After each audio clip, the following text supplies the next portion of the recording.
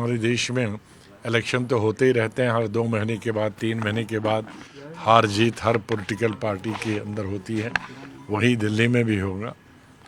अब दिल्ली में यह है कि इस दफ़ा सब पार्टियां जो दिख रहा है विजिबल कि सब पार्टियां जोर लगा रही हैं और अच्छा है, टेलीविज़न का अच्छा काम चल रहा है कि टेलीविज़न पे जितना टेलीविज़न पे सब पार्टीज़ ने खर्चा किया है ऐड देने के लिए, तो उस हिसाब से देखते हैं कि अब रिजल्ट कैसे आते हैं। Sir, being a student of politics, आपको क्या लगता है कि किसमें टक्कर जो है हो सकती ये कोई प्रेडिक्ट नहीं कर सकता आज के ज़माने में। सर, ये जो राहुल गांधी है उन्होंने एक बयान दिया है आर्मी चीफ पे कि आर्मी चीफ ने ये एक्सेप्ट किया था कभी कि चाइना ने इंट्रोड्यूस किया है इंडिया में।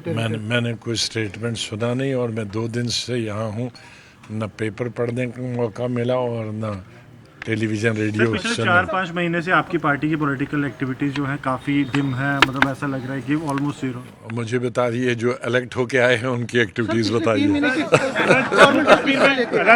वक़्फ़ बिल में वो वक़्फ़ जिन लोगों का है उनकी मर्जी से होना चाहिए, उनके खिलाफ नहीं होना। सर, प्रधानमंत्री ने आज कुंभ विजिट किया है, उसको लेकर पॉलिटिक्स हो रही है। बहुत अच्छी बात है, वेलकम।